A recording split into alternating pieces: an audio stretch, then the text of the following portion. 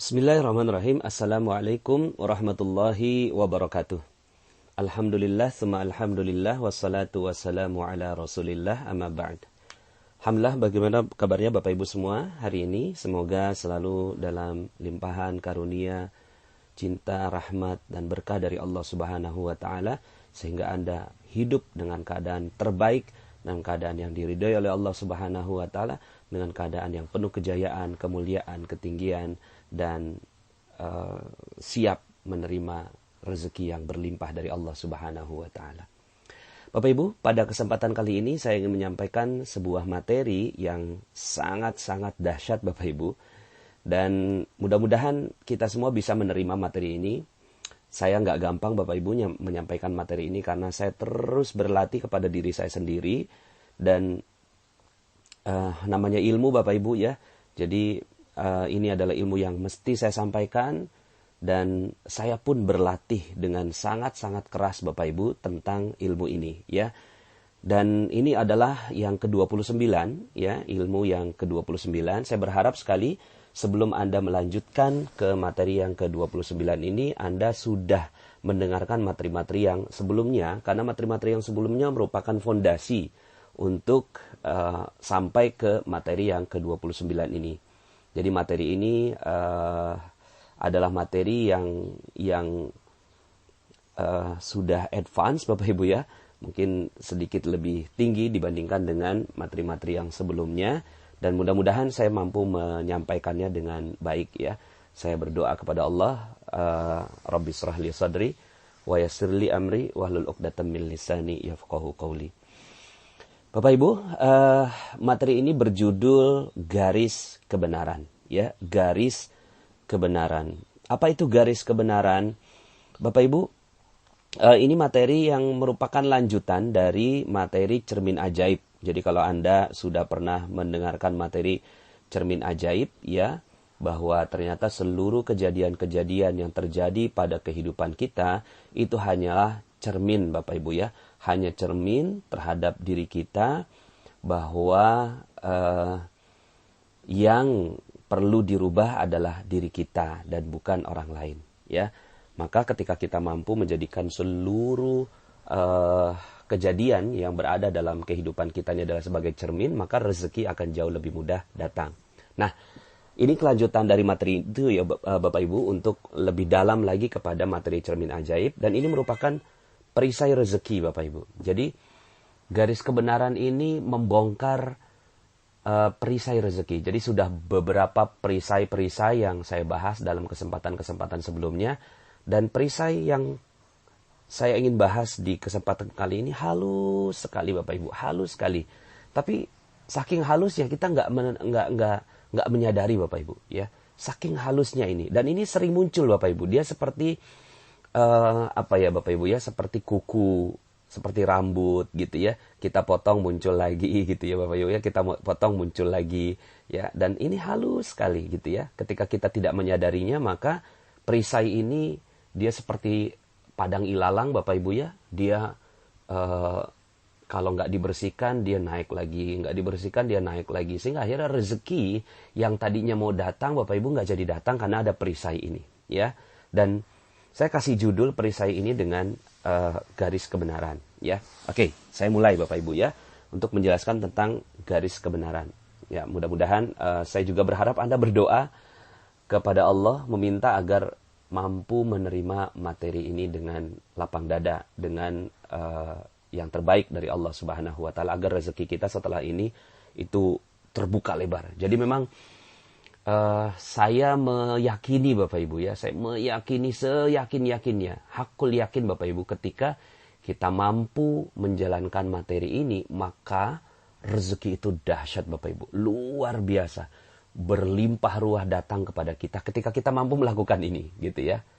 Cuma kalau kita nggak mampu melakukan materi yang ke-29 ini, ya pantas saja kalau rezeki kita ini tertahan Bapak Ibu ya. Utang nggak lunas, piutang nggak terbayar, proyek kok nggak jalan gitu ya. Pantas Bapak Ibu kalau seandainya kita tidak mau melakukan yang nomor 29 ini ya. Bismillah ya Bapak Ibu ya. Saya juga lagi latihan Bapak Ibu ya. Saya juga sedang latihan. Oke Bapak Ibu, ada banyak sekali penjahat, katakanlah ya, penjahat sebenarnya mereka bukan jahat Bapak Ibu, mereka baik gitu ya. Cuma pas aja gitu kan, mereka masuk penjara begitu ya. Nah, ketika ditanyakan kepada para penghuni penjara ini gitu ya, misalnya contoh Bapak Ibu ya, ada seorang pembunuh yang sudah membunuh 10 orang. Dia sudah membunuh 10 orang Bapak Ibu. Dia sudah bunuh 10 orang. Terus kemudian ketika ada yang wawancara, Pak pembunuh gitu ya, Pak X gitu ya, kenapa kok kamu tega banget gitu membunuh 10 orang gitu. Rata-rata dari para pembunuh berdarah dingin ini jawabannya unik Bapak Ibu ya. Jawabannya begini Bapak Ibu. Ya gimana saya nggak ngebunuh gitu ya. Gimana saya nggak ngebunuh? Saya sudah bikin garis gitu ya. Saya sudah bikin garis. Terus kemudian saya bilang, sesiapa yang melewati garis saya ini, maka saya akan tembak gitu ya. Terus kemudian ada satu orang yang lewat, saya tembak. Ada orang yang kedua lewati garis itu, saya tembak. Orang ketiga melewati garis itu, saya tembak. Sampai ada 10 melewati garis itu, ya saya tembak. Kan saya udah kasih tahu bahwa saya punya garis gitu ya. Ini garis saya, siapa yang ngelewatin garis saya, maka saya akan tembak. Sekarang pertanyaannya, siapa yang salah gitu. Jadi Bapak Ibu, kebanyakan para pembunuh berdarah dingin, para orang-orang yang dia melakukan kesalahan itu selalunya dia itu mengatakan bahwa saya sudah buat garis, tapi mereka yang melewati garis saya. Maka saya pantas dong kalau saya bunuh gitu kan. Terus kemudian uniknya lagi, orang seperti ini malah bertanya, siapa coba yang salah gitu. Coba kalau kamu jadi saya udah bikin garis, terus kemudian saya bunuh, siapa yang salah? Kita jadi kebingungan Bapak Ibu menjawab atau melihat fenomena ini gitu ya. Kok ya dia dengan mudahnya membuat garis kebenaran. Gitu Bapak Ibu. Garis kebenaran yang dia pahami. Mungkin garis kebenaran itu berupa, saya kan udah bilang kamu jangan masuk rumah saya. Nah, itu garis kebenarannya rumah. Saya kan udah bilang kamu jangan menghina saya. Oh berarti garis kebenarannya adalah penghinaan. Kan saya udah bilang gitu ya, ini adalah harta saya, kamu jangan ambil gitu kan. Nah ini garis kebenaran gitu ya. Nah Bapak Ibu, ini yang disebut sebagai garis kebenaran. Semua orang memiliki garis kebenarannya masing-masing Bapak Ibu. Ya. Semua orang memiliki garis kebenarannya masing-masing. Kita itu selalu melindungi diri kita Bapak Ibu. Selalu melindungi diri kita itu dengan garis kebenaran. Dan garis kebenaran ini sebenarnya juga relatif. Kita udah belajar, katakanlah misalnya kita belajar ilmu tajwid misalnya ya. Atau misalnya kita belajar ilmu matematik misalnya. Kita belajar ilmu matematik ya. 1 tambah 1 sama dengan 2. Berarti ini garis kebenaran Bapak Ibu. Kita udah tahu bahwa ini benar. Terus kemudian ada orang gitu kan yang bilang, loh 1 tambah 1 bukan 2, 1 tambah 1 3. Terus kemudian kita bilang, ya enggak lah 1 tambah 1 2 gitu. Terus kemudian orang yang di luar sana gitu ya, itu ngotot sekali gitu. Enggak 1 tambah 1 3 gitu. Kemudian akhirnya kita menggunakan garis kebenaran untuk menghukumi ini Bapak Ibu. Menghukumi ini. Kalau ini kita lebih mudah gitu kan. Kan kita tahu bahwa ini adalah kebenarannya. 1 tambah 1 ya sama dengan 2. Tapi bagaimana kalau seandainya kebenarannya itu adalah sesuatu yang relatif Bapak Ibu. Ya. Kan saya udah bilang, saya mau istirahat gitu. Terus kemudian tiba-tiba ada orang yang bersuara tinggi. Terus kemudian kita tembak orang yang bersuara tinggi itu. Kan saya bilang, saya lagi istirahat gitu. Ini relatif sekali gitu kebenarannya. Cuma yang sering terjadi Bapak Ibu, akhirnya ini kebanyakan orang gitu ya, melakukan yang namanya garis kebenaran. Bukan hanya para penjahat itu sebenarnya gitu ya. Saya juga ketika mendapatkan materi ini Bapak Ibu, ini saya mendapatkan materi ini luar biasa. Saya baru paham, oh pantas saja gitu ada rezeki-rezeki saya yang tertahan. Karena saya merasa diri saya punya garis kebenaran Bapak Ibu. Dan saya pertahankan dengan kuat. Ketika ada orang yang tidak suka dengan garis kebenaran yang saya buat, kemudian saya salahkan orang lain. Gitu Bapak Ibu. Ya. Yang sering terjadi akhirnya gitu ya, kita tuh sering membuat kambing hitam Bapak Ibu. Kambing hitam terhadap apapun gitu ya. Kambing hitam terhadap apapun. Ketika kita misalnya tidak berhasil gitu ya dalam sebuah bisnis, terus kemudian kita bilang, ya iyalah gitu. itu sih gitu nggak ngajarin saya, itu sih dia gitu ya mengkhianati saya, itu saya ditipu sama tuh orang gitu kan. Sudahlah nggak pakai cermin ajaib, dia pakai garis kebenaran Bapak Ibu. Garis kebenaran ini ya dia menyalahkan orang lain. Yang benar siapa? Saya yang benar. Semua di luar saya itu salah gitu. Dia pakai garis kebenaran Bapak Ibu.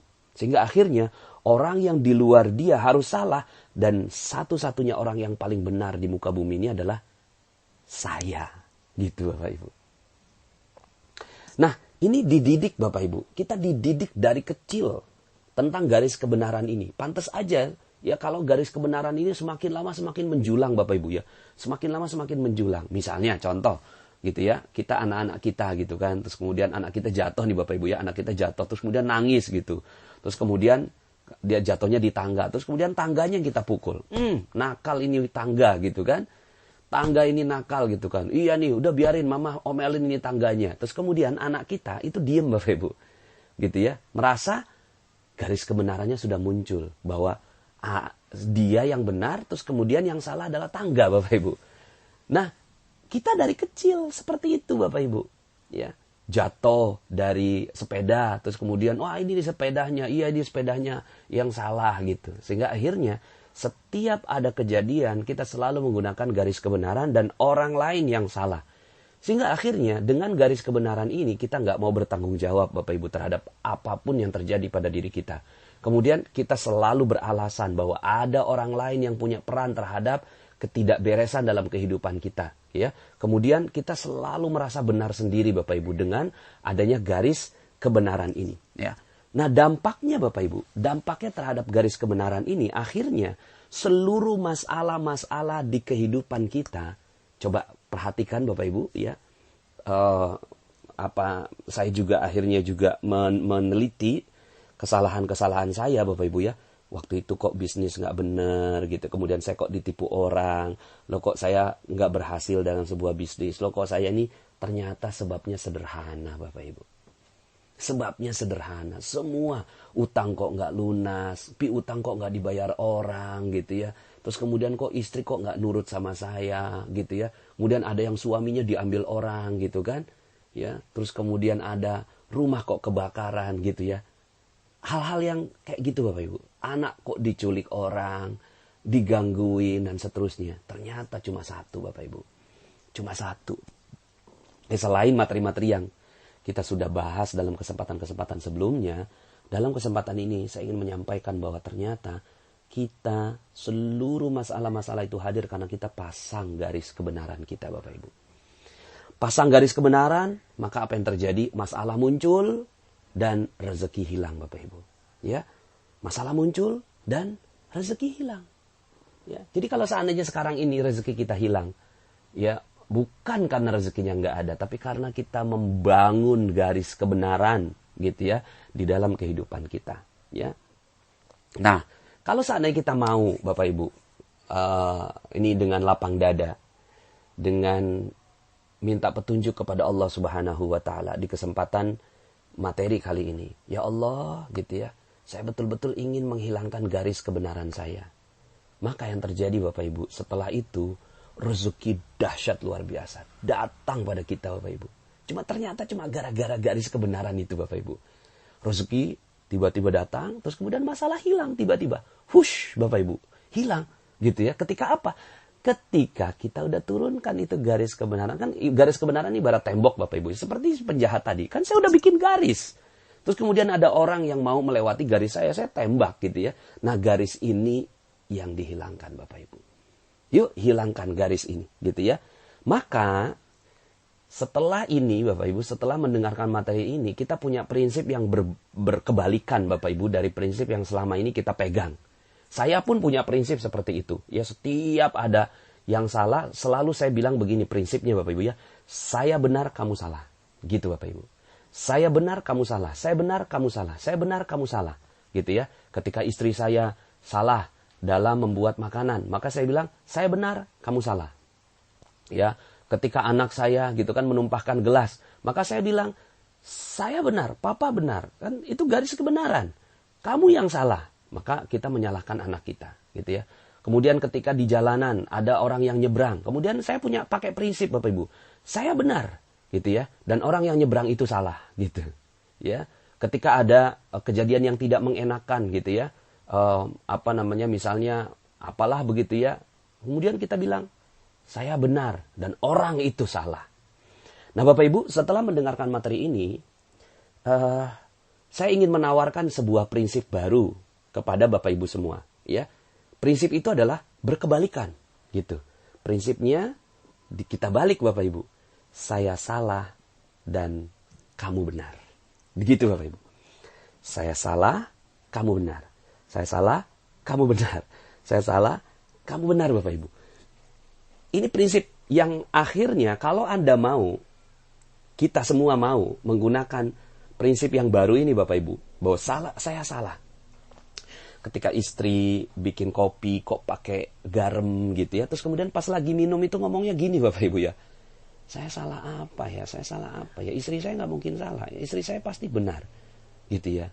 Saya salah apa ya? Sehingga akhirnya Bapak Ibu, dengan prinsip saya salah gitu ya. Kamu benar. Dibikinin kopi pakai garam Bapak Ibu. Malah dapetin rezeki. Rezeki itu berupa apa? Rezeki berupa pemahaman. Apa salahnya saya ya? Apa salahnya saya? Oh, kemarin itu ya, saya itu ngedorong orang gitu ya, di kereta. Terus kemudian, mungkin sekarang ini dampaknya, akhirnya garam masuk ke dalam kopi gitu. Maka, dialog yang terjadi itu cuma terhadap diri sendiri. Kita nggak punya dialog terhadap orang lain Bapak Ibu. Kita udah nggak punya dialog lagi terhadap orang lain. Mama, kamu itu kok gitu ya, mata ditaruh di mana? Ya, kamu itu udah punya mata 2, pakai kacamata jadinya 4 gitu ya. Kok ya bisa gitu? Ya, bikin kopi pakai garam. Nah, kalau yang seperti ini Bapak Ibu, saya salah dan istri yang benar, apa yang terjadi Bapak Ibu? Saya nggak belajar. Saya tidak belajar sesuatu dari peristiwa kopi pakai garam itu Bapak Ibu. Maka saya tidak mendapatkan kesempatan untuk dapatkan rezeki. Karena pemahaman itu rezeki. Ya, memahami sesuatu itu adalah rezeki Bapak Ibu. Setelah itu ya, pemahaman datang, rezeki datang Bapak Ibu. Berupa ya macam-macam rezeki itu datang. Gitu ya. Yang jelas rezeki itu pasti datang berupa apa? Berupa kedamaian, keharmonisan. Akhirnya ya sudah kita minum kopi itu pelan-pelan sambil senyum, ketawa Bapak Ibu ya. Sambil ketawa, iya ya saya salah ya. Oh iya ya saya salah di mana ini ya. Kemudian ya pelan-pelan lah kalau seandainya nggak sanggup ngabisin Bapak Ibu ya. Seandainya nggak sanggup ngabisin ya kopi itu dibuang lah gitu ya. Tanpa istri tahu. Maka yang terjadi adalah istri tidak merasa bersalah gitu ya. Terus kemudian tidak terjadi percekcokan ya. Kemudian ya mungkin akhirnya gelasnya itu selamat tidak pecah gitu ya. Coba kalau seandainya yang terjadi adalah marah-marah mungkin pecah gitu. Maka rezeki jadi hilang. Jadi ternyata Bapak Ibu, seluruh masalah-masalah itu muncul itu cuma gara-gara satu hal. Karena kita punya prinsip. Saya benar dan kamu salah. Sekarang kita balik Bapak Ibu. Saya salah, kamu benar. Saya salah, kamu benar. Saya salah, kamu benar. Akhirnya Bapak Ibu ya. Ini kalau Anda berkenan betul-betul Bapak Ibu, pakai ilmu ini Bapak Ibu, akhirnya kita bisa mengucapkan kata-kata seperti ini Bapak Ibu. 70 kali sampai 100 kali Bapak Ibu. Ngomongnya gini, saya salah, saya salah, saya salah, saya salah, saya salah. Gitu Bapak Ibu ya. Saya salah, saya salah, saya salah, saya salah. Setiap ada apa, saya salah, saya salah, saya salah. Saya salahnya di mana? Salah apa? Saya salah, saya salah, saya salah. Gitu Bapak Ibu ya. Jadi akhirnya ya ilmu ini membuat kita akhirnya selalu mengucapkan saya salah, saya salah, saya salah. Pak Nas, kalau kayak gitu gimana nantinya? Ya kita nggak punya kepercayaan diri gitu. Mungkin akhirnya ilmu ini berbeda Bapak Ibu. Karena saya mengambil dari manusia terbaik Bapak Ibu. Saya renung-renungkan gitu ya. Manusia terbaik di muka bumi ini. Manusia termulia yang dipuji oleh Allah Subhanahu wa ta'ala. Bahkan seluruh makhluk itu menghormati dan memuliakannya. Namanya Nabi Muhammad sallallahu alaihi wasallam. Beliau selalu mengucapkan, saya salah, saya salah, saya salah, saya salah, saya salah, saya salah. 70 sampai 100 kali Bapak Ibu. Apa kurangnya Nabi? Apa kurangnya beliau sudah diangkat menjadi Nabi, Rasul, paling mulia di seluruh Nabi dan Rasul yang sebelumnya sudah diciptakan oleh Allah Subhanahu wa taala. Ya. Kemudian wa innaka la'ala khuluqin azim. Dikasih dikasih jabatan tertinggi. Wa innaka la'ala khuluqin azim. Sesungguhnya akhlak kamu itu adalah akhlak yang paling mulia. Gitu. Terus kemudian wa innaka la'ala in huwa illa wahyu yuha. Sesungguhnya tidak ada yang kamu ucapkan ya Rasulullah kecuali wahyu. Maka Bapak Ibu, kalau kita yang dapat begitu Bapak Ibu ya, kalau kita yang dapat predikat begitu, dimuliakan di atas malaikat, dimuliakan di atas seluruh manusia yang lain, ya, di atas para nabi dan rasul yang lainnya, terus kemudian akhlak kita yang paling mulia, terus kemudian kata-katanya wahyu Bapak Ibu, terus kemudian ditimpuk orang gitu ya. Ditimpuk orang, tuk gitu ya. Kita ngomongnya gimana Bapak Ibu? Kalau kita pakai prinsip saya benar, kamu salah. Rasulullah punya dalil yang kuat Bapak Ibu untuk mengucapkan bahwa saya benar dan kamu salah. Ya. Punya Bapak Ibu. Kenapa? Dalilnya kuat. Ya. Kalau kita kan nggak punya dalil, kita nggak punya dalil aja kita ngomong saya benar gitu ya. Lah Rasulullah punya dalil Bapak Ibu ya. Rasulullah punya dalil yang kuat sekali gitu, hujah yang kuat sekali. Tapi ketika beliau ditimpuk di sebuah jalan gitu ya. Terus kemudian Rasulullah tuh ketika ditimpuk diem Rasulullah tuh. Saya mencoba merenungi apa yang dilakukan oleh Rasulullah. Mungkin pada saat itu Rasulullah mengatakan demikian Bapak Ibu. Saya salah. Salahnya di mana ya? Salahnya di mana ya? Salahnya di mana ya? Mungkin karena kalimat saya dalam dakwah ini kurang halus kali ya. Mungkin saya menyinggung dia kali ya dalam dakwah ini.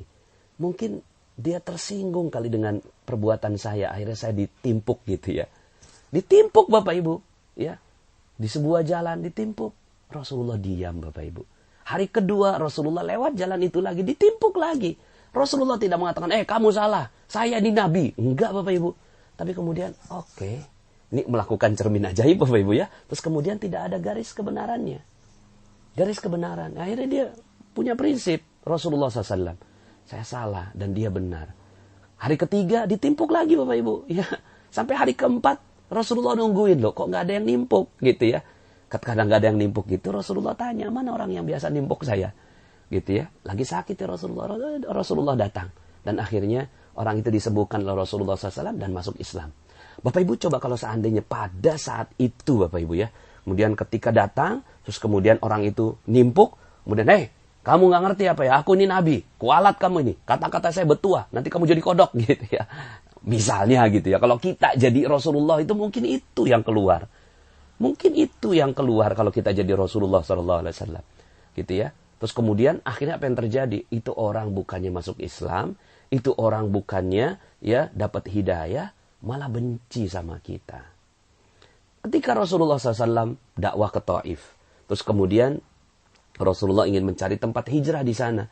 Ditimpukin Bapak Ibu. Ditimpukin. Ya. Ditimpuki sama anak-anak, dibilangin Muhammad gila, Muhammad gila, Muhammad gila, sambil ketawa-ketawa itu anak-anak gitu kan. Terus kemudian disorakin sama bapak-bapak, ibu-ibunya itu di pinggir-pinggir rumah. Kemudian ya udah ayo lemparin sampai Rasulullah berdarah Bapak Ibu ya.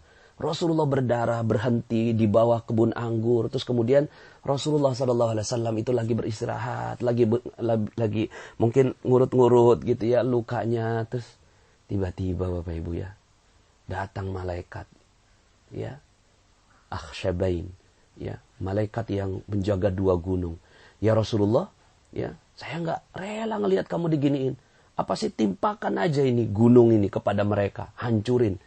Tapi Rasulullah SAW punya prinsip Bapak Ibu ya. Punya prinsipnya tuh apa? Oke, gitu ya. Saya salahnya di mana ya? Saya salahnya di mana ya? Gitu Bapak Ibu ya.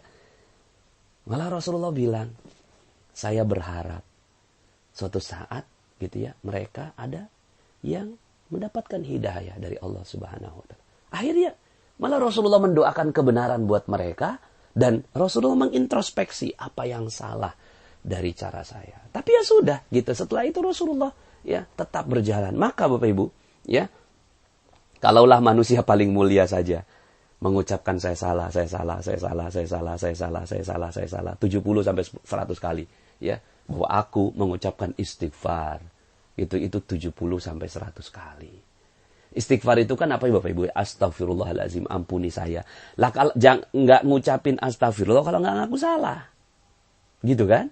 Jadi kita nih ngucapin astagfirullah, tapi ngomongnya gini Bapak Ibu ya. Astagfirullah, itu anak bandel banget. Astagfirullah, itu anak bandel banget. Jadi kita astagfirullah sambil pakai garis kebenaran Bapak Ibu ya. Kita astagfirullah, bener ngucapinnya bener astagfirullah. Tapi kita sambil nyalahin orang, astagfirullah, astagfirullah. Ini orang nggak mau diomongin, astagfirullahaladzim, astagfirullah. Gitu Bapak Ibu ya. Jadi harusnya gimana dong? Harus ucapkan saya salah, saya salah, saya salah, saya salah, saya salah. Salahnya apa ya? Salahnya apa ya? Coba pikirkan. Jadikan cermin ajaib Bapak Ibu. Saya salah, saya salah, saya salah. Salahnya di mana ya? Gitu ya. Astagfirullahaladzim, astagfirullahaladzim, astagfirullahaladzim, astagfirullah. Maka pengucapan istighfar menjadi benar. Pengucapan istighfar, ngaku salah, baru istighfar. Gitu ya, ngaku salah, saya salah, saya salah, saya salah, baru ampuni saya ya Allah. Saya salah, ampuni saya salah, ampuni saya. Maka Bapak Ibu, saya sih ingin menawarkan Bapak Ibu ya, untuk kita menggunakan prinsip ini Bapak Ibu. Ya, makanya ini prinsip saya salah, orang lain benar. Karena sebenarnya, di luar kita itu adalah wujudnya Allah Bapak Ibu. Di luar kita semuanya adalah wujudnya Allah. Terserah, apakah bentuknya itu kita ditimpuk orang, dihina orang, kemudian dilecehkan orang, ya, itu adalah bentuk Allah ingin kasih tahu ke kita, gitu.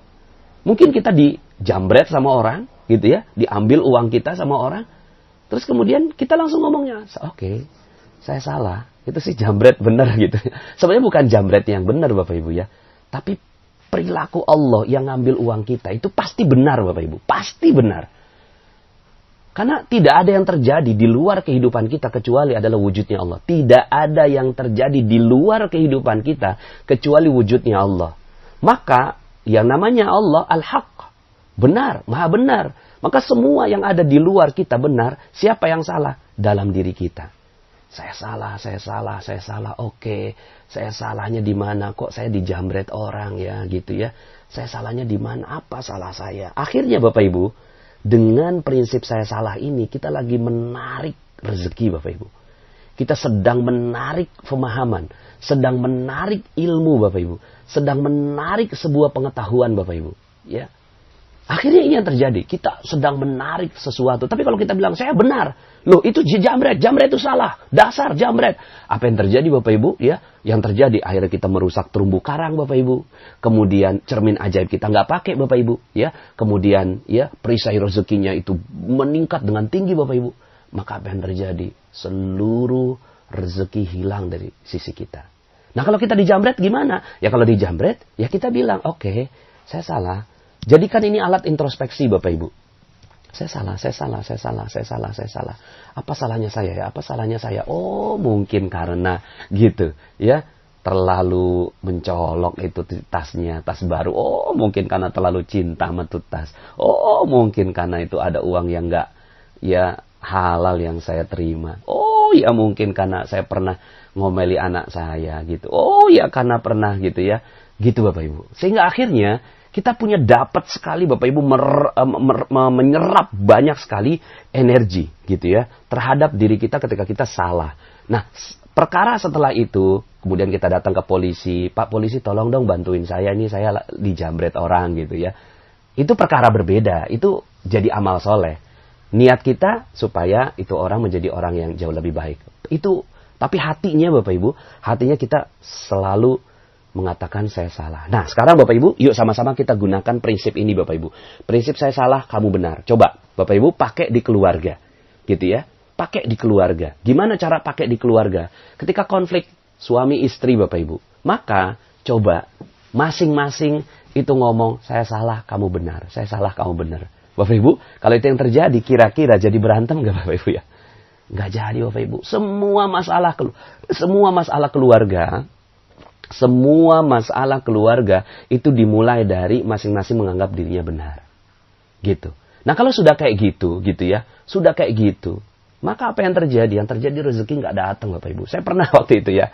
Saya satu ketika gitu ya. Saya lagi ada urusan di Jakarta. Kalau di Jakarta ini enak naik kereta Bapak Ibu ya. Di kereta itu biasa udah ada kartunya, jadi saya udah punya kartu terusan Bapak Ibu ya. Sehingga akhirnya saya ambil aja dengan pede, bawa tas, bawa dompet gitu kan, langsung pergi ke kereta Bapak Ibu ya. Ya bisalah masuk kereta. Pas nyampe di tempat tujuan, saya langsung pesen Gojek Bapak Ibu ya. Saya pesen Gojek, terus kemudian Gojeknya datang gitu. Terus kemudian saya mencoba merogoh-rogoh kantong saya Bapak Ibu ya.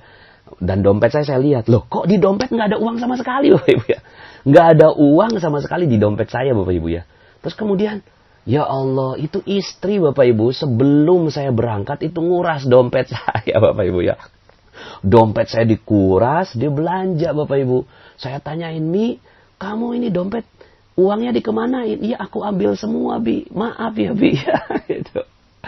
Ya Allah, pas banget tuh ATM lagi dibawa sama dia Bapak Ibu ya. Jadi akhirnya saya tuh di dompet nggak ada uang, nggak ada ATM Bapak Ibu. Ya. Nah apa yang saya lakukan pada saat itu? Saya tarik napas Bapak Ibu ya. Terus kemudian saya pakai prinsip ini. Oke, saya salah gitu ya. Saya akui, saya bilang ya, Mi gitu ya. Ya salah Mi, saya salah Mi, saya salah Mi. Kamu yang benar gitu ya. Nah dia istri saya juga akhirnya, oh iya maaf Bi, maaf ya Bi. Gimana jadinya Bi, gimana? Dia nanya-nanya saya terus, bentar. Aku cari ide dulu saya bilang gitu kan. Ya Allah, masa iya sih saya minta tolong sama tukang ojek untuk nggak bayar. Kayaknya rasanya ya nggak bener gitu ya Bapak Ibu ya. Akhirnya saya coba rogo-rogo, ngeliatin di dompet saya, di tas saya. Siapa tahu masih ada uang nyelip Bapak Ibu ya. Ternyata bener Bapak Ibu, alhamdulillah ada uang nyelip gitu ya. Ada uang nyelip yang akhirnya saya bisa bayar itu tukang Gojek Bapak Ibu. Coba. Kalau seandainya pada saat itu saya pakai prinsip saya benar, kamu salah. Siapa yang salah dalam kondisi ini Bapak Ibu? Jelas-jelas yang salah istri saya. Yang benar siapa? Ya saya. Itu jelas Bapak Ibu fakta. Faktanya saya selalu pakai dompet. Gitu ya, kemana-mana dompet itu selalu ada di kantong celana. Itu fakta. Ya, berarti benar. Lah istri saya kok ngambil uang nggak pakai izin gitu ya. Mestinya kan dia ngomong gitu ya. Kalaupun nggak pakai izin ya biasa kalau saya memang namanya uang itu ya silakan aja gitu ya, uang istri, uang saya kan uang istri juga.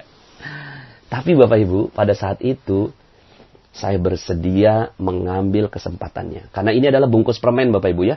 Ini bungkus permen, maka saya pakai. Oke, saya salah. Akhirnya Bapak Ibu, apa yang terjadi? Yang terjadi akhirnya istri saya tenang di rumah gitu ya. Dia nggak merasa tertekan batinnya. Kalau merasa salah ya namanya juga orang, akhirnya dia merasa ya Bi aku yang salah, saya juga merasa salah gitu ya. Saya salahnya apa ya, akhirnya saya dapat pengetahuan Bapak, oh iya salahnya ini, saya pernah melakukan apa sebelumnya, begitu Bapak Ibu ya. Terus kemudian tukang Gojeknya akhirnya juga tenang gitu ya Bapak ya. Nah kalau seandainya ya ilmu ini dipakai kepada anak gitu ya, anak melakukan kesalahan, terus kemudian orang tua gitu ya nggak langsung mengatakan kamu itu yang salah. Ya, maka si anak ini merasa tenang Bapak Ibu. Ini kaitannya dengan ilmu parenting, gitu ya. Ilmu parenting, apa yang dilakukan anak pasti benar Bapak Ibu ya. Kenapa? Karena semua, gitu ya, itu adalah ilham dari Allah. Nah, sambil kita belajar tentang kebenaran bareng-bareng, gitu ya. Cuma kebenarannya nggak mutlak. Pasti si ayah benar dan anak salah. Contoh Bapak Ibu ya, ini ada dua jenis tipe ayah, gitu ya. Ayah yang A dan ayah yang B. Ayah yang A itu ketika ditelepon, Pak ini anaknya ditangkap kena narkoba gitu ya, kena narkoba tolong datang ke sini gitu ya, ini anaknya tolong diambil. Nah maka ini ayah yang A itu langsung Bapak Ibu merasa bahwa dia benar dan anak salah. Dan benar kan ya, namanya narkoba kan garis kebenaran menentukan ya image di luar sana yang namanya narkoba ya salah. Siapa yang bilang narkoba itu benar? Nggak ada gitu ya. Polisi udah jelas-jelas nangkep gitu kan. Ya, jadi ya sudah gitu. Si ayah A nyampe ke Polres, nampar si anak gitu. Nggak tahu malu, bikin malu keluarga. Apa yang terjadi Bapak Ibu? Yang terjadi mungkin pada saat itu gitu ya, si anak malah berontak. Kamu siapa? Ya, ngaku-ngaku sebagai ayah saya. Padahal setiap hari berantem aja sama ibu saya. Sekarang bisa-bisanya cuma nampar aja. Nah, yang terjadi bisa seperti itu. Atau ayah yang B. Ayah yang B ini, dia ketika dapat seperti itu, Pak datang ke Polres. Ini anaknya ditangkap kena narkoba. Astagfirullahaladzim. Saya salah. Saya salah di mana ya? Saya salah di mana ya? Akhirnya dia merasa bahwa ini bungkus permen. Oke.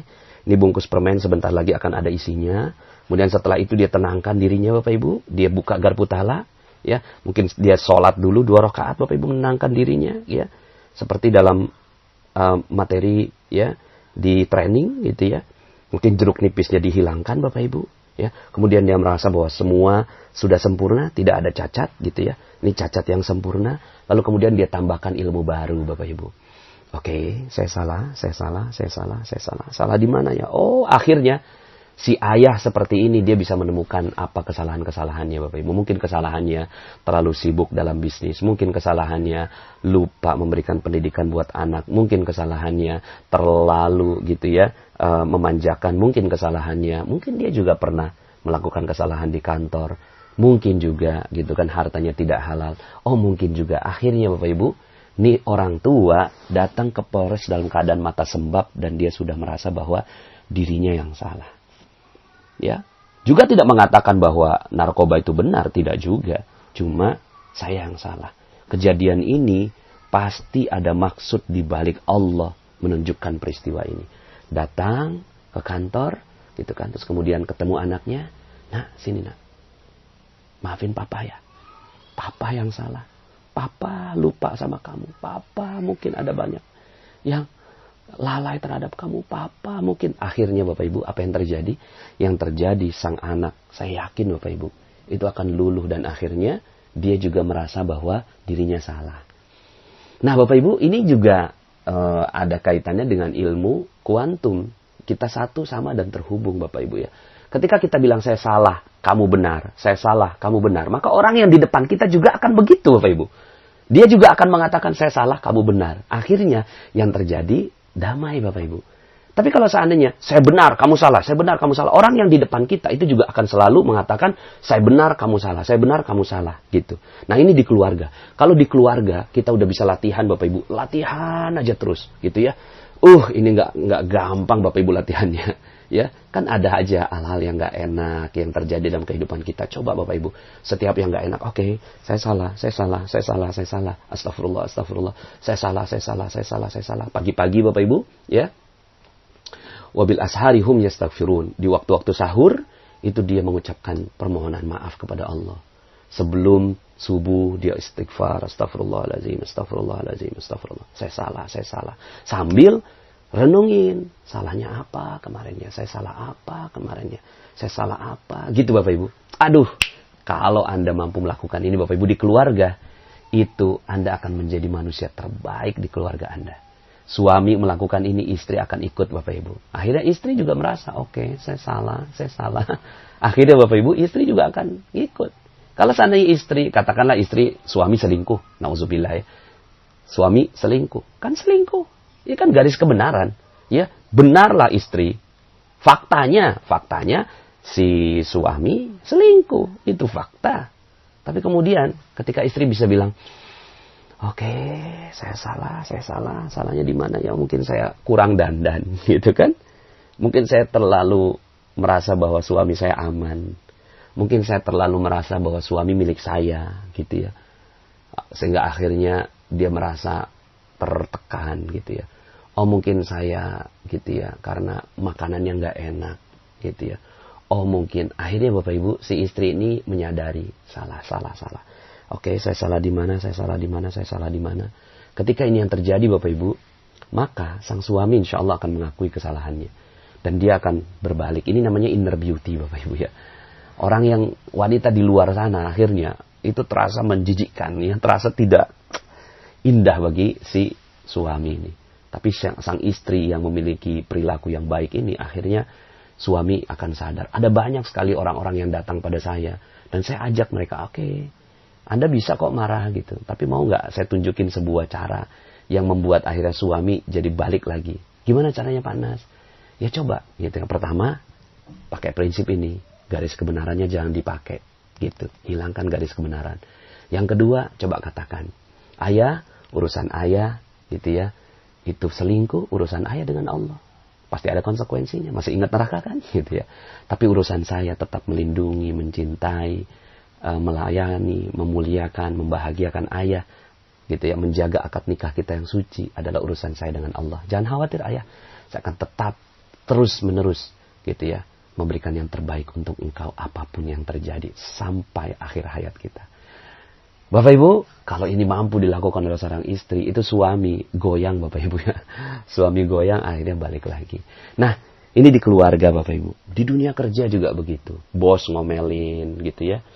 Ya kan sering terjadi ketika bosnya ngomelin, terus kemudian si karyawan ini, aduh saya kan udah bener gitu kan. Si bos ini marah-marah terus akhirnya ngomongin lagi gitu kan. Udahlah terumbu karang habis gitu ya. Terus kemudian dia ngomongin di belakang gitu.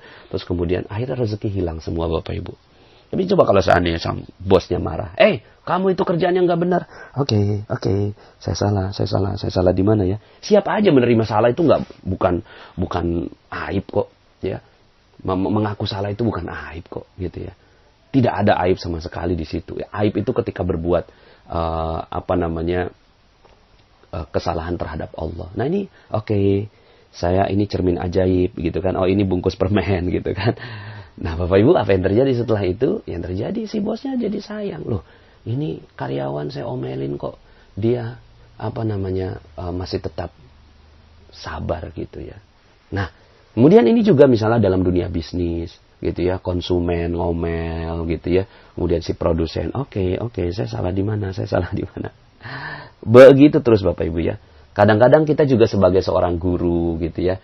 Sebagai guru tuh merasa bahwa diri kita benar. Kan saya punya ilmu lebih banyak, baca hadis lebih banyak gitu ya, baca Quran lebih banyak, punya ilmu psikologi, punya ilmu matematik, kimia, fisika dan segala macam. Terus kemudian menganggap orang lain salah Bapak Ibu. Saya ingin menceritakan sebuah kisah gitu kan.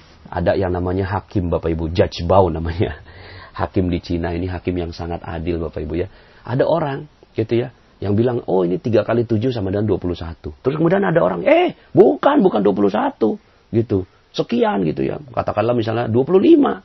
Enggak, 3 kali 7 itu 21. 25. 3 kali 7, 21. 25. Loh, kamu ini enggak mau ngikut ini ilmu pengetahuan ini. 3 kali 7 ya 21. 25. Akhirnya dibawa Bapak Ibu masalah ini ke hukum Bapak Ibu ya. Kemudian ketika berhadapan dengan Judge Bao, hakim yang adil ini, gitu ya. Ada masalah apa? Iya, saya ini guru Pak. Saya ngajarin dia ini 3 kali 7 itu 21 gitu. Terus kemudian dia tuh nggak mau nerima gitu. Dia bilang itu 25. Lah saya dong yang benar gitu. Dia kan salah. Ya. Tolonglah hakim gitu kan. Ya, berikan pemahaman yang terbaik buat dia. Kamu gimana? Ya, terserah aja saya mau ngomong 25, terserah dia gitu. Ya, terus kemudian akhirnya Judge Bao ini menghukum ya. Yang mengatakan si gurunya itu malah dicambuk Bapak Ibu. Loh, cambuk dia. Yang mengatakan 3 kali 7 sama dengan 21. Dicambuk Bapak Ibu ya. Loh, kenapa saya dicambuk? Ya iyalah, kamu itu udah bener gitu kan. Tapi kamu itu mempertontonkan kebenaran kamu gitu ya terhadap orang yang bodoh gitu. Terhadap orang yang tidak tahu.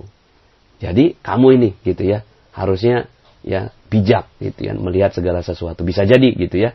Ini adalah cermin ajaib buat kamu untuk mengatakan oke, saya salahnya di mana ya? Salahnya bukan karena angkanya Bapak Ibu, tapi salah karena kesombongan. Gitu. Ya, mentang-mentang punya ilmu sombong. Lah ini salah, gitu. Jadi akhirnya Bapak Ibu, kalau kita mampu melakukan ini ya, ini akhirnya ya kita ya ada prinsip sing waras ngalah gitu ya. Terus kalau seandainya kasusnya berat gimana Pak Nas gitu ya. Kasus contoh misalnya ya, sekarang ini saya lagi rame-rame masalah Ahok ini misalnya gitu ya. Masa iya benar si Ahok itu gitu kan. Saya salah, dia benar. Saya salah, dia benar. Saya salah, dia benar. Bapak Ibu, untuk masalah Pak Ahok ini gitu ya. Untuk masalah Pak Ahok ini ya. Ya sudah gitu ya. Kita sing waras ngalah. Gitu ya. Sing waras ngalah. Kita ngomong oke, saya salah. Salahnya di mana ya? Salahnya apa? Salahnya karena kita nggak belajar Quran. Akhirnya ada orang yang gitu ya, ngulik-ngulik Al-Quran, kita baru protes. Lah kemarin kemana aja kok nggak baca Quran? Salahnya apa? Salahnya karena masjidnya kosong. Salahnya apa? Salahnya karena kita ini nggak bersatu, gitu. Salahnya apa? Karena kita males sehingga akhirnya orang-orang yang merasa punya uang merasa ngomong apa aja, gitu. Salahnya apa? Oh, banyak-banyak, Bapak Ibu. Kita bisa banyak belajar dari kasus Pak Ahok ini, Bapak Ibu. Terus apakah dia benar? Ya enggak juga. Tapi kejadian Pak Ahok ini pasti benar. Kejadiannya, gitu ya. Karena itu semua kejadian, itu semua didesain oleh Allah Subhanahu wa Ta'ala. Terus kita gimana? Ya, gitu ya. Kalaupun masuk penjara, itu semata-mata hanya untuk membuat tenang, terumbu karang tidak bergejolak, gitu Bapak Ibu ya. Cuma itu aja. Cuma kita nggak boleh benci, gitu ya. Ya nanti ini dalam materi yang lain ya. Tentang sebenarnya terumbu karang ini kita mesti jagain pelan-pelan. Karena kita satu sama dan terhubung dengan Pak Ahok itu. Ya. Walau bagaimanapun kita di dunia kuantum itu satu sama dan terhubung. Mau gimana lagi gitu ya. Akhirnya apa yang terjadi ketika kita ngomong saya, maka dia Bapak Ibu ya. Ketika dia ngomong dia, itu saya. Siapa yang menistakan Al-Quran gitu. Nggak ada kok. Ini kan cuma kekeliruan, kesalahpahaman. Terus gimana? Ya mudah-mudahan masalah ini bisa selesai dengan baik. Terus kemudian kitanya banyak-banyak introspeksi. Oke, saya salah.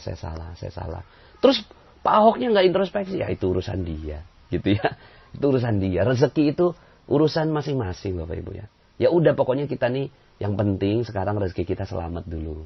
Ya, kalaupun seandainya demo ya demo yang baik gitu ya. Terus kemudian kita ngikuti ulama. Nah, ini akhirnya bicara terus kebenaran jadi relatif dong Pak Nas. Akhirnya memang kebenaran itu cuma milik Allah. Kita nih nggak paham, kita nih nggak ngerti, kita nih kebanyakan salahnya. Terus akhirnya jadi kita nggak bisa menentukan kebenaran, enggak juga. Yang kita bisa tentukan bukan kebenaran Bapak Ibu, tapi ya kesepakatan, gitu Bapak Ibu. Sepakat, gitu. Nah, jadi kesepakatan itu yang harus kita buat. Misalnya di keluarga sepakatnya apa? Gitu ya, misalnya anak-anak main tablet gitu ya maksimal 2 jam, nonton sekian jam. Udah buat kesepakatannya. Kemudian ketika dia melanggar gitu ya, kemudian kamu itu salah. Enggak. Nah, kesepakatannya gimana? Ya kan kita udah sepakat gini gitu kan? Seperti itu. Jadi yang kita sepakat dan sama-sama tahu gitu. Ya, sama-sama tahu. Nah, kondisi sekarang ini di negara kita ya, kita kan punya kesepakatan. Sepakat apa? Sepakat punya KTP gitu kan. Sepakat tidak menabrak lampu merah, itu sepakat kita. Ya, sepakat untuk tidak menghina satu agama dengan agama yang lain, itu sepakat gitu ya. Kalau menghindari kesepakatan itu apa? Melanggar kesepakatan? Ya kalau melanggar kesepakatan ya kita sama-sama punya lembaganya. Udah itu aja. Jadi kita hormati kesepakatan. Yang jelas kita nih nggak ngerti apa-apa. Wallahu a'lam. Ya. Allah yang Maha tahu. Nah, sekarang udah nggak usah terlalu jauh ke sana gitu ya. Yang jelas gini Bapak Ibu ya, kalau saya pribadi itu mencoba belajar Bapak Ibu. Membaca hadis, membaca ini supaya apa? Supaya tingkat kesalahan saya nggak salah-salah amat Bapak Ibu ya. Tapi tetap gitu ya, kita tuh merasa bahwa oke, saya salah gitu ya. Nah, kemudian kalau ada suatu hal ya kesepakatan dan berjamaah. Gitu Bapak Ibu, berjamaah. Kalau ulama gitu ya, ulama bersepakat, ulama duduk dalam satu majelis. Yadullah ma'al jamaah. Tangan Allah bersama dengan orang-orang yang berjamaah. Artinya kita nggak boleh sendirian. Ya, bismillah. Insya Allah mudah-mudahan dengan ini akhirnya Allah Subhanahu wa Ta'ala memberikan kedamaian. Ya, ujung-ujungnya yang kita inginkan adalah kedamaian dan rezeki Bapak Ibu yang berlimpah ruah. Oke, nggak usah terlalu jauh ke sana. Sekarang untuk kita Bapak Ibu, ya. Kita bilang bahwa saya salah, kamu benar. Saya salah, kamu benar. Saya salah, kamu benar. Kalau yang terjadi Bapak Ibu, siap-siap Bapak Ibu ya. Garis kebenarannya diturunkan, maka rezeki akan mengalir deras Bapak Ibu. Garis kebenaran turunin Bapak Ibu, ya. Garis kebenaran turunin gitu ya, nggak usah jadi tembok dan kemudian kita selalu mengatakan saya salah. Fakta di luar sana pasti benar. Karena tidak ada kejadian yang terjadi kecuali atas izin Allah Subhanahu wa Ta'ala, ya. Waktu itu juga Bapak Ibu, saya waktu itu ngisi training Magnet Rezeki di Makassar, tiba-tiba ada yang deketin saya gitu. Pak Fitra mana Pak Fitra gitu. Nggak tahu saya Pak Fitra yang mana. Saya nggak kenal ini saya nggak tahu Pak Fitra kayaknya nggak kesini, saya bilang gitu kan. Nah terus kemudian saya sibuk mencari pengurus gedung Bapak Ibu ya. Karena udah acara udah mau mulai gitu ya. Tapi kok pengurus gedungnya belum ada gitu. Ya saya cari-cari, orang itu datang lagi. Pak Fitra mana Pak Fitra? Nggak tahu saya Pak Fitra gitu. Ya udah saya lagi sibuk ini gitu kan. Akhirnya saya coba cari-cari yang ngurusin gedung. Orang itu datang lagi Bapak. Pak Fitra mana Pak Fitra? Kemudian adik saya namanya Fikri. Ya saya Fikri gitu kan. Bapak pengurus gedung. Oh ternyata gitu ya. Ternyata itu dia bukan nyari Fitra, nyarinya Fikri gitu kan. Dan ini adalah pengurus gedung yang mau bantuin saya gitu ya, ngerapihin semua sound system dan layar dan seterusnya. Kemudian pada saat itu Bapak Ibu, kalau seandainya saya perturutkan, saya benar, kamu salah. Kamu itu nyarinya Fikri harusnya, bukan Fitra gitu. Tapi saat itu saya setting diri saya. Oke, saya salah. Salahnya di mana ya? Akhirnya Bapak Ibu, alhamdulillah acara hari itu berjalan lancar. Tapi kalau seandainya saya mengatakan, saya benar, kamu itu gitu kan. Udahlah datang terlambat gitu kan. Terus kemudian nyarinya Fitrah gitu ya. Yang benar ya saya, kamu yang salah. Yang terjadi Bapak Ibu, mungkin saya ngisinya jadi nggak nyaman, jadi nggak enak gitu kan. Ruangan itu jadinya nggak nyaman dengan kata-kata saya. Akhirnya rezeki tidak datang dan berlimpah pada saya. Jadi Bapak Ibu, siap ya. Nah ini materinya tidak mudah Bapak Ibu, saya paham ya. Yuk sama-sama turunkan dulu garis kebenarannya. Latihan dulu di keluarga gitu ya. Ketika kita mampu mengatakan saya salah, kamu benar. Saya salah, kamu benar. Ada hal-hal yang nggak enak Bapak Ibu, jadikan semua peristiwa cermin. Lalu kemudian katakan gitu ya. Saya salah dan kejadian ini pasti benar adanya. Dan jadikan ini sebagai sebuah introspeksi. Kemudian sering-seringlah setiap hari mengucapkan istighfar gitu ya. 70-100 kali. Ya, terutama di waktu-waktu sebelum subuh itu mengucapkan ya astagfirullahalazim, saya salah, ya Allah saya salah, ya Allah saya salah. Salah apa? Saya Allah minta petunjuk, saya salahnya di mana? Minta petunjuk, saya salahnya di mana? Kalau ini yang terjadi Bapak Ibu, maka insya Allah rezeki akan mengalir dengan derasnya kepada Anda semua. Sebagaimana firman Allah Subhanahu wa taala, faqultu astaghfiru rabbakum innahu kana ghaffara. Udah, ngomong aja salah. Maka Allah Maha Pengampun, ya. Maka kata Allah, yursilis sama'a alaikum midrara, akan diberikan rezeki yang berlimpah ruah berupa hujan dari atas langit dengan deras kepada kamu. Wa yumdidkum bi amwal, gitu kan? Akan ditambahkan harta-harta, wa banin, anak-anak, ya. Wa yaj'al lakum jannat, akan diberikan kebun-kebun, rezeki-rezeki di antara sekitar kamu. Wa yaj'al lakum anhara, kamu enggak perlu ngurusin kebun kamu, itu ada sungai yang mengalir di samping kanan kirinya, gitu ya. Nah ini ada dalam surat Nuh Bapak Ibu ya. Jadi istighfar itu adalah garis kebenaran Bapak Ibu. Hilangkan garis kebenarannya. Akui bahwa kita salah dalam segala kejadian. Dan siap untuk selalu belajar dalam segala sesuatu. Terima kasih. Mohon maaf atas segala kekurangan. Semoga materi ini bisa memberikan manfaat untuk Anda semua. Ya, terima kasih. Billahi taufiq wal hidayah. Saya Nasrullah, sampai jumpa dalam kesempatan audio berikutnya. Assalamualaikum warahmatullahi wabarakatuh.